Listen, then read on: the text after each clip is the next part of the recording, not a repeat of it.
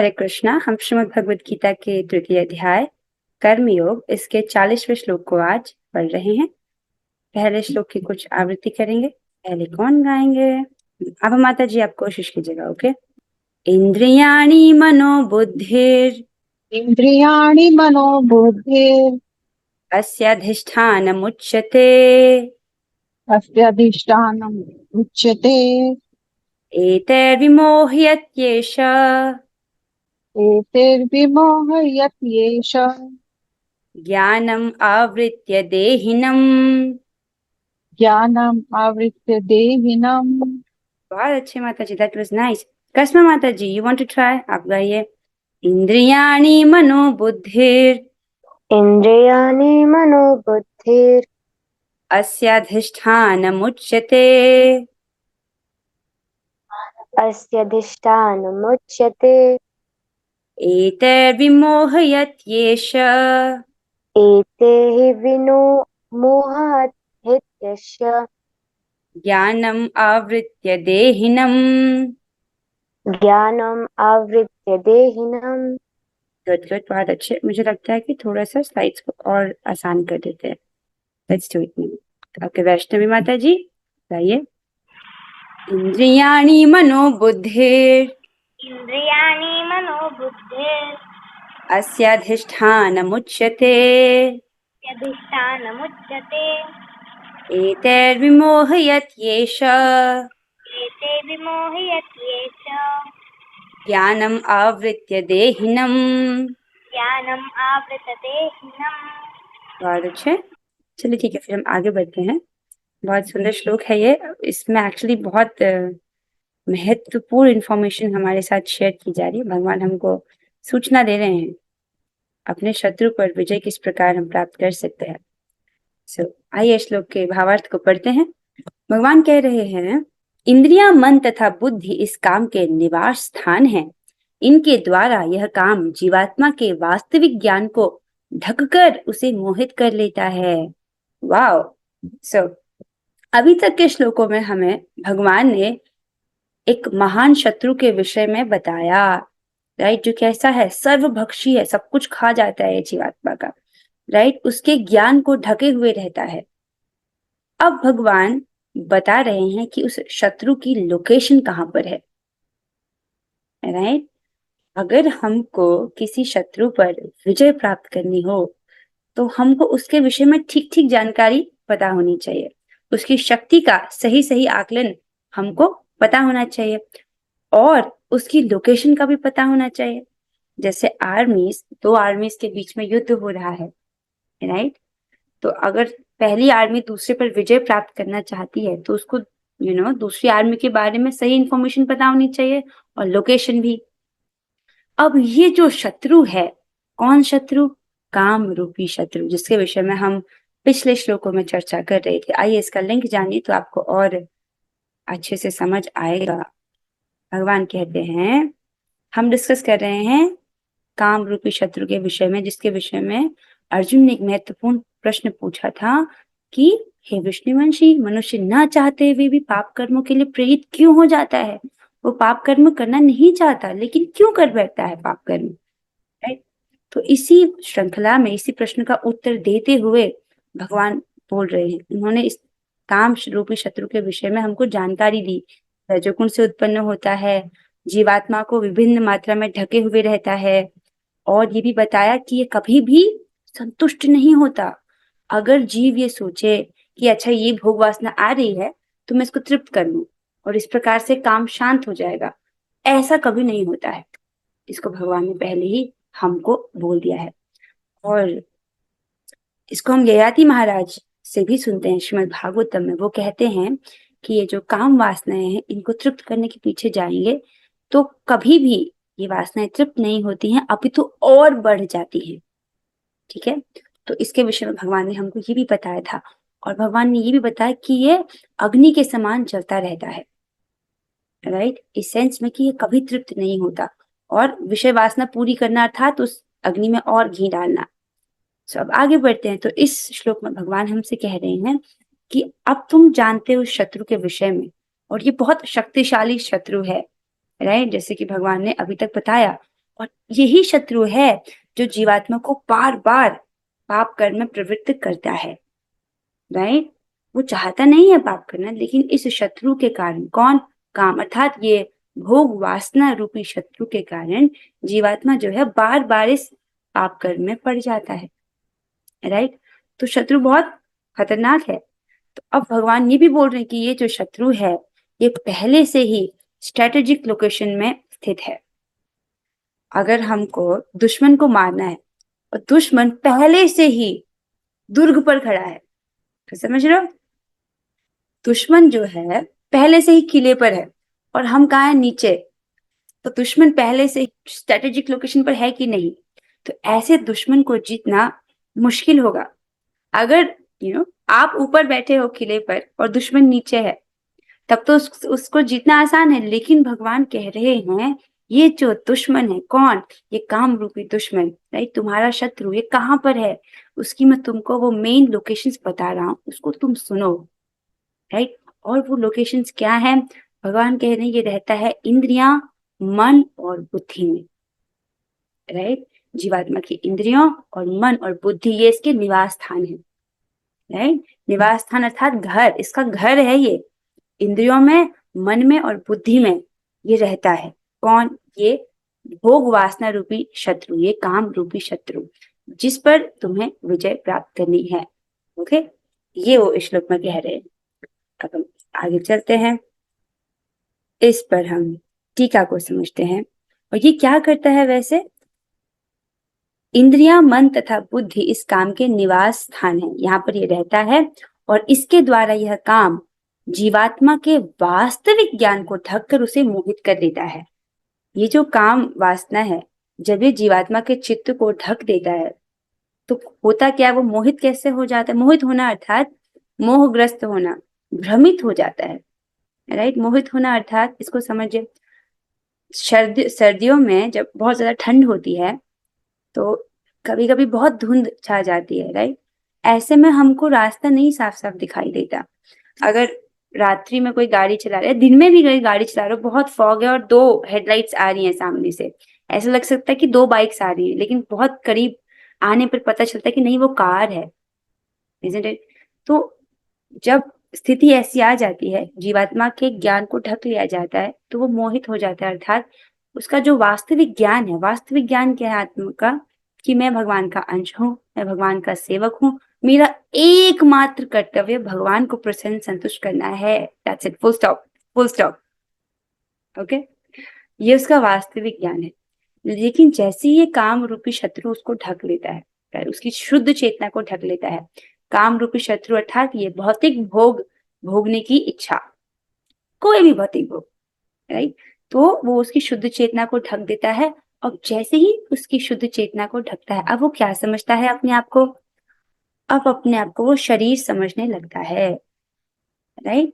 अभी तक क्या समझता था? कि मैं आत्मा हूं, मुझे केवल वही कार्य करने हैं अपनी इंद्रियों से जिससे भगवान संतुष्ट होते हैं।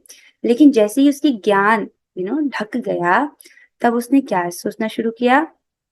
कि मैं ये शरीर हूँ, और शरीर हूँ इन द सेंस जैसे जो माता जी के शरीर में, कि मैं शरीर हूँ, मतलब ये इस शरीर से संबंधित जो भी रिश्ते हैं वो मेरे हैं। ये मेरे बच्चे, ये मेरे माता पिता, ये मेरे मित्र, ये मेरे संबंधी। अब वो उन सारे संबंधों का आधार क्या है? ये शरीर। जिस दिन ये शरीर छूटा, उस दिन आपका उस शरीर से संबंधित लोगों के साथ कोई रिश्ता नहीं रहा, राइट। पर आप हमेशा से थे, हैं और हमेशा रहेंगे। लेकिन ये जो शरीर से जुड़ा संबंध है, ये टेम्पररी तौर पर है, राइट। तो व्यक्ति अपने आप को शरीर समझने लगता है और शरीर के अनुरूप कार्य करने लगता है, राइट। तो ये हुआ उसका ज्ञान ढक जाना, ठीक है। तो इसमें ये भी आएगा कि जब शरीर की मांगे होती है उसको पूरी करने के लिए पीछे चल जाता है, या हम इस शरीर से जुड़े संबंधों को अपना पूरा समय दे देते हैं, और जो मेन कार्य हमारा है आत्म साक्षात्कार का, उसको हम कॉम्प्रोमाइज कर देते हैं। ये कब होता है? जब वास्तविक ज्ञान ढक लिया जाता है, राइट। वो प्रायोरिटी में उसने क्या रखा है? उसके शरीर से जुड़े हुए संबंध। अब ये नहीं बोला जा रहा कि आप अपने कर्तव्य को मत कीजिए, पर किसी व्यक्ति के कारण अगर आपका जो ये आत्म साक्षात्कार वाले कार्य आपका जब छूट रहा है, तो इसका मतलब यही है कि उसका वास्तविक ज्ञान ढका हुआ है, ओके, तो जब किसी के लिए भी नहीं छोड़ना चाहिए। I hope this is getting clear. अब एक बार श्लोक के शब्द को देख लेते हैं। इंद्रियाणि मनो बुद्धिर, इंद्रियां, मन और बुद्धि, ठीक है। अस्य अधिष्ठान उच्यते, इसके अधिष्ठान है, अधिष्ठान अर्थात यहाँ पर वो रहता है। फॉर एग्जाम्पल, हमको सारे जीवों का सम्मान करना चाहिए, ऐसा शास्त्र हमको कहता है। चाहे अभी हमको बहुत मुश्किल लगता हो, सारे जीवों का सम्मान। इवन अगर आप जिस व्यक्ति को बिल्कुल पसंद नहीं करते, जो आपका एनिमी है, अगर कोई ऐसा है आपकी लाइफ में, उसको भी सम्मान करना चाहिए, ऐसा शास्त्र कहता है। क्यों? क्योंकि वो भी एक जीवात्मा है और उसके हृदय में भी भगवान रहते हैं। तो ये समझकर सम्मान करना चाहिए कि वो भगवान का अधिष्ठान है, भगवान वहां पर विराजमान रहते हैं। राइट? जैसे बड़ी बड़ी, जैसे इसको एक महाराज समझाते हैं लेक्चर में, मैंने अपने प्रभु जी से इस विषय में सुना, श्रीमान शुभ कृष्ण दास प्रभु जी, वो कहते हैं कि बड़े बड़े जब हम बिल्डिंग्स को देखते हैं तो व्यक्ति उनके सामने सर नहीं झुकाता, लेकिन अगर एक छोटा सा मंदिर भी है उसके सामने वो व्यक्ति अपना सिर झुकाता है, क्योंकि वो जानता है कि वहां पर भगवान है। इसी प्रकार जितने भी जीव हैं उनके अंदर, उनके हृदय में भगवान स्थित हैं। वो हमको हालांकि इन आंखों से नहीं दिखाई देते, राइट। तो अधिष्ठान मतलब उनका निवास स्थान। तो जीवों को भगवान का अधिष्ठान समझकर सम्मान करना चाहिए। In the beginning might be very difficult. Okay, अस्य अधिष्ठानम उच्यते। सो ये जो काम है इसका अधिष्ठान क्या है, इसका घर कहाँ है, निवास स्थान क्या है? इंद्रियां, मन और बुद्धि। ओके, एतैर्विमोहयत येष, और क्या इस प्रकार क्या करता है ये? इन सबों से मोहग्रस्त रहता है, राइट। इन सबों से मोहग्रस्त कर दिया जाता है आत्मा को। ये काम जो है इनके द्वारा, इंद्रिय, मन और बुद्धि के द्वारा आत्मा को मोहग्रस्त कर लेता है। और क्या करता है? ज्ञानम आवृत्य देहिनम, और ज्ञान को आवृत अर्थात ढक देता है। किसका? देहधारी का, राइट, शरीरधारी का। शरीर किसने धारण किया है? आत्मा ने। ओके, आत्मा इस शरीर रूपी कपड़े को धारण करता है, राइट। सो उस आत्मा के ज्ञान को ढक देता है ये काम रूपी शत्रु। कैसे? क्योंकि ये इंद्रिया, मन और बुद्धि में रहता है। इतना समझ आ रहा है? अब आइए तात्पर्य में चलते हैं, प्रभुपाद जी हमसे क्या कहना चाहते हैं। बहुत सुंदर तात्पर्य है। अनुवाद और तात्पर्य कृष्ण कृपा मूर्ति श्री श्रीमद एसी भक्ति वेदांत स्वामी प्रभुपाद द्वारा। चूंकि शत्रु ने बद्ध जीव के शरीर के विभिन्न समारिक स्थानों पर अपना अधिकार कर लिया है, अतः भगवान कृष्ण उन स्थानों का संकेत कर रहे हैं जिससे शत्रु को जीतने वाला यह जान ले कि शत्रु कहाँ पर है। तो एकदम मर्म स्थान पर है ये शत्रु, स्ट्रैटेजिक लोकेशन पर, इसलिए हर बार जीत जाता है। हर बार इन द सेंस, देखो हम अनादिकाल से फंसे हैं और आज भी हम भौतिक जगत में हैं, लेकिन अब हमको मौका दिया गया है कि हम यहाँ से भगवत धाम जा सके, राइट। अनादिकाल से हम इस शत्रु से हारते हुए आए हैं, लेकिन इस बार हमको जीतना है। क्यों? क्योंकि इस बार भगवान ने हमारे लिए भक्तों के संग की फील्डिंग कर दी है। अब भक्तों के संग में हम बहुत अच्छे से इन दिव्य ग्रंथों का श्रवण कर सकते हैं, राइट। और जब कर सकते हैं, जब भी आजकल संभव कर दिया है। जो भक्त सुबह कर लेते हैं ना, जब आराम से हो जाता है, लेकिन जो भक्त अपनी जो संख्या पूर्वक माला है दिन भर के लिए छोड़ देते हैं, वो ये महसूस करते हैं कि पूरा दिन लग जाता है जप करने में। ऐसा है कि नहीं, राइट? क्या है, मेरे साथ ही होता है। अगर जिस दिन माला रह गई, पूरा दिन लग जाता है उसी 16 माला को करने में, वरना अगर सुबह हो गया तो सुबह हो गया, राइट। तो ये एक सीक्रेट है, और इसको हमारे श्रीमान शुभ कृष्णदास प्रभु जी बार बार कहते हैं, अगर आप भक्ति में सुखी रहना चाहते हो तो अपना संख्या पूर्वक नाम जप पूरा कर लीजिए, राइट। तो this is like from first day वो हमको कहते हैं कि नहीं, 16 माला सुबह कीजिए। तो आपका जो भी संख्या पूर्वक जब करते हो, मिनिमम प्रभुपाद जी कहते हैं 16 करना चाहिए, आप कोशिश कीजिए उसको सुबह करें, तो आप देखेंगे कि आप बहुत सुखी रहेंगे, कोई टेंशन नहीं रहेगी। वरना मैं देखती हूँ कि लोग करते हैं वेरी गुड, एक 16 माला करते हैं भक्त, लेकिन उसको करते करते पूरे रात के 10 बजा देते हैं, राइट। ऐसे नहीं, सुबह सुबह कर लीजिए, okay. How many of you do in the morning? अपना जो संख्या उसको मॉर्निंग में कौन कौन पूरा करते हैं? कस्मा माता जी यू डू इट, आभा माता जी भी करती है इन द मॉर्निंग, वैष्णवी भी also do it. Okay, M Gupta Prabhu ji हाथ नहीं खड़ा कर रहे, मुझे पता है वो सुबह कर लेते हैं. Okay, so I think that's good, that's good. बाकी सब भक्तों से भी यही निवेदन है कि आप कर लीजिए. एंड मधुस्मिता माता जी आप भी कर लेते हो, दैट्स गुड. अरे शिल्पा माता जी कहती हैं हाफ सुबह करती हूँ मैं और हाफ जो है आफ्टरनून में. मैं बता रही हूँ माता जी, क्योंकि आपकी सुबह की सेवाएं होती होंगी ना, राइट? मैं समझ रही हूँ, यही सेम प्रॉब्लम मेरे साथ भी होता है. लेकिन फिर मैंने देखा अगर मैं छोड़ देती हूँ ना तो फिर वो पूरा दिन लग जाता है. इसलिए मैं सुबह काम नहीं करती हूँ. मैं सुबह पहले माला करती हूँ. सेवा तो देखो, सेवा नहीं भी होगी तो भी चल जाएगा, लेकिन जब हैज टू बी प्रायोरिटी 1. लेकिन जो भक्त गृहस्थी में है उनको तो सुबह भोजन बनाना ही पड़ता है. मे बी उनके बच्चे स्कूल जा रहे हैं, वो जा रहे हैं, तो आप देखिए what works the best for you.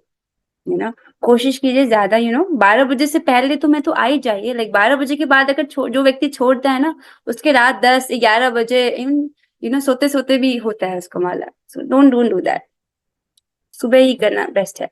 Coming back here, सो अब भगवान बता रहे हैं कि ये जो शत्रु है वो बद्ध जीव के शरीर के एकदम मर्व पॉइंट्स पर रहता है, राइट? इसलिए बता रहे हैं ताकि शत्रु को जीतने वाला या जान ले कि शत्रु को कहाँ पर है. कौन है शत्रु को जीतने वाला? वो जीवात्मा. हमारी बात कर रहे हैं, हमको उसको जीतना है. इस तरफ संकेत दे रहे हैं भगवान. आगे चलते हैं. मन समस्त इंद्रियों के कार्यकलापों का केंद्र बिंदु है. अतः जब हम इंद्रिय विषयों के संबंध में सुनते हैं तो मन इंद्रिय तृप्ति के समस्त भावों का आगार बन जाता है. इस तरह मन तथा इंद्रियां काम की शरण स्थली बन जाते हैं. सो क्या कह रहे हैं? देखो, जब हम अपनी इंद्रियों से कोई भौतिक शब्द सुनते हैं तो मन उसके प्रति आकर्षित होता है. जैसे फॉर एग्जाम्पल, अगर कोई कहे कि क्या तुमने हरिशरणम के वो चटपटे पकौड़े खाए हैं? अब आपने भले ना खाए पर आपके मन में क्यूरियोसिटी होती है, राइट? उसी प्रकार से जैसे जैसे हम अपनी इंद्रियों से इंफॉर्मेशन कलेक्ट करते हैं, और इस जगत में तो भौतिक शब्द बहुत आसानी से अवेलेबल है. तो जब हम भौतिक चीजों को इस प्रकार सुनते हैं तो मन उसके प्रति आकर्षित होता है. और फिर क्या होता है? उसके बाद जैसे ही हम जैसे मान लो आपने कान से कोई विषय वस्तु के विषय में सुना. अरे तुमने वहां की आइसक्रीम खाई, mango ice cream, maybe you like it and then you want to. तो आपने वो सुना, सो मन उसकी तरफ अट्रैक्ट होता है. फिर क्या होता है? मन इंद्रिय तृप्ति के समस्त भावों का आगार बन जाता है. उसके बाद मन सोचता है जब मैं उधर जाऊंगा तो मैं पक्का वो मैंगो आइसक्रीम ट्राई करूंगा. इस प्रकार से मन संकल्प विकल्प करने लगता है अपने मन में. और इस तरह मन तथा इंद्रियां काम की शरण स्थली बन जाते हैं. ये सब चीज कहाँ जा रहा है? मन ये भौतिक विषय भोगों की तरफ, राइट? अब इसको एक बार समझिए. कुछ बच्चे ना थोड़े नए हैं, सो दे डोंट, ये बेसिक चीज जो है मुझे एक बार बोलनी पड़ेगी. देखिए, हमारा इच्छा करना जीव का गुण है, राइट? ऐसा कभी भी नहीं हो सकता कि आप इच्छा ना करो. तो आपका इच्छा करना ये आपका जीवात्मा का स्वाभाविक गुण है. लेकिन अनादिकाल से प्रॉब्लम ये रही है, देखो सुख तो चाहिए, आत्मा का ये भी है कि वो सुखमय है, राइट? उसको सुख चाहिए, और कितना सुख चाहिए हमको? अनंत. हम सभी को सुख चाहिए और अनलिमिटेड चाहिए. हम सभी को प्रेम चाहिए और थोड़ा नहीं, अनलिमिटेड चाहिए. ये हमारा ओरिजिनल स्वभाव है. ऐसे ही हमको ऐसे ही हम हैं, जीवात्मा ऐसा ही है. पर हम सुख चाहते हैं, that's not a problem. Problem ये है कि हम अनादिकाल से गलत जगह पर उसको ढूंढ रहे हैं. कहाँ है वो गलत जगह? ये भौतिक जगत, ठीक है? सो जीवात्मा इच्छा करता है सुख की, आनंद की, राइट? और उसको ढूंढ रहा है इस भौतिक जगत में. तो अब वो सोचता है कि मैं कोई भौतिक वस्तु प्राप्त कर लूंगा तो मुझको सुख मिलेगा, मुझको आनंद मिलेगा, राइट? जैसे एक बच्चे को हम एक टॉय देते हैं तो उसे बहुत खुश हो जाता है, राइट? लेकिन वही बच्चा उसी टॉय से कुछ समय बाद बोर होकर उसको छोड़ देता है कि नहीं? हम सभी के पास बचपन में टॉयज थे ना, आज हम उनसे क्यों नहीं खेल रहे हैं? राइट? हम उनसे बोर हो गए हैं. That's is the nature of this whole world, ये मटेरियल वर्ल्ड है ही ऐसा। आपको यहाँ जो भी प्राप्त हो जाए आप उसको वैसे ही त्याग दोगे जैसे आपने बचपन में झुनझुना या जो भी खिलौना त्याग दिया था, उसी प्रकार से इस जगत को बनाया गया है।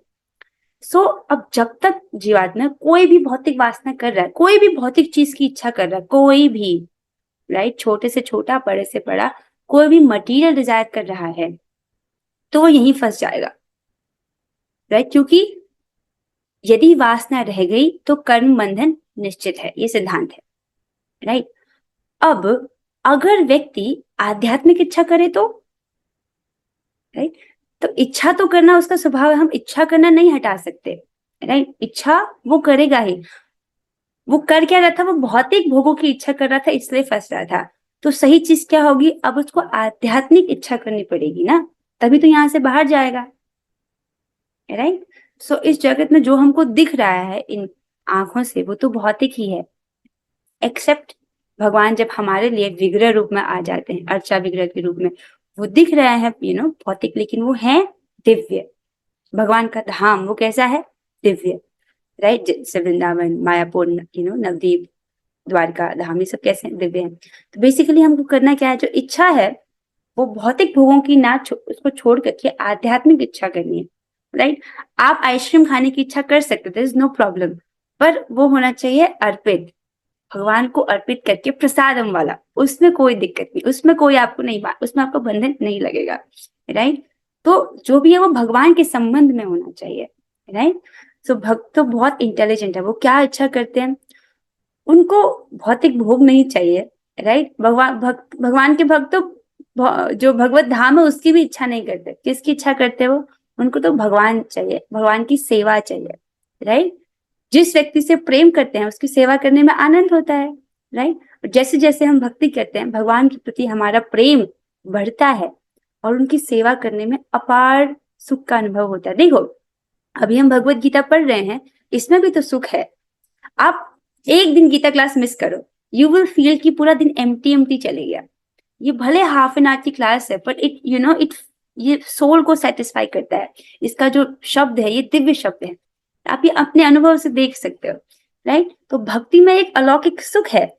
क्या करना है, बेसिकली काम मतलब कोई भी भौतिक चीज की, भौतिक भोग की इच्छा, राइट, उसके विषय में व्यक्ति सुनता है, मन उसकी तरफ आकर्षित हो जाता है, उसके बाद मन में उसको प्राप्त करने के लिए हर प्रकार के इमोशंस आ जाते हैं उसके। इस प्रकार से क्या होता है, मन और इंद्रियां काम के शरण स्थली बन जाती है, राइट। यहाँ पर अब काम रहता है, अर्थात वो वासना रहती है, अर्थात वो ये चाहता है कि मुझे ये चाहिए, मुझे वो वाली आइसक्रीम खानी ही है, इस प्रकार से वो सोचने लगता है, राइट। आइसक्रीम से दिक्कत नहीं है, प्रॉब्लम इज अनअर्पित आइसक्रीम से प्रॉब्लम है, वो भगवान को अर्पित होनी चाहिए। अब हम यहाँ पर जो है क्लास को आज विश्राम देंगे, इससे आगे जो है हम कल की कक्षा में पढ़ेंगे। सो कुछ भक्त मुझे कुछ दिखाना चाहते थे, एक भक्त ने बहुत सुंदर स्केच बनाया था, आप उसे अभी दिखा सकते हो Vaishnavi,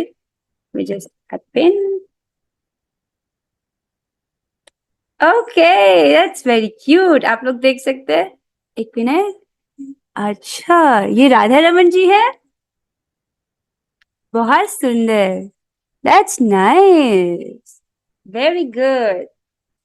this is very good. जब हम इस प्रकार से अपनी इंद्रियों को भगवान की सेवा में लगाते हैं तो जो भी हमारी स्किल है वो सार्थक होती है। दैट्स वेरी ब्यूटीफुल वैष्णवी, आपने बहुत अच्छा बनाया। आपने और बनाया है? आप अपने पिताजी के स्केचेस भी दिखाना चाहती थी, do you have it here?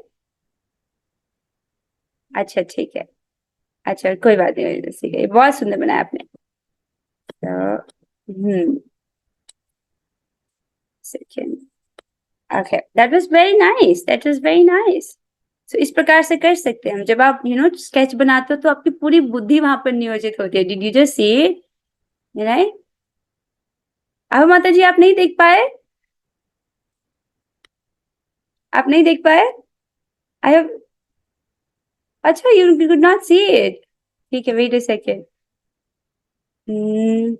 Vaishnavi I think they could not see, you show it once again, okay.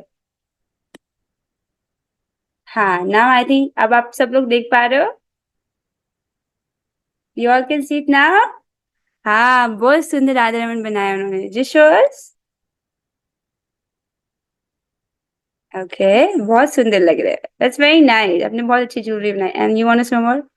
ओह वाह, वाह, ये आपके पिताजी के गुरु महाराज हैं?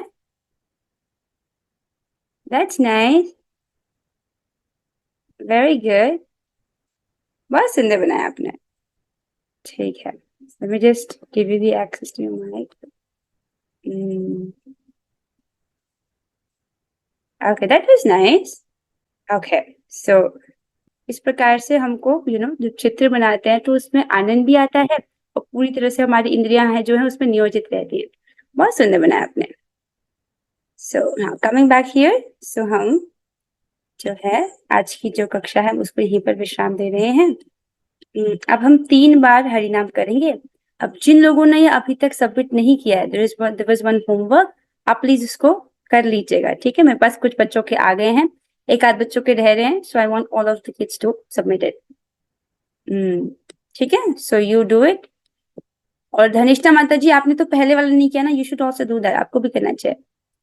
सो हाँ, आइए अब हम 3 बार हरे कृष्ण महामंत्र करेंगे। आप अपने माइक को ऑन कर लीजिए। Okay, let's do together.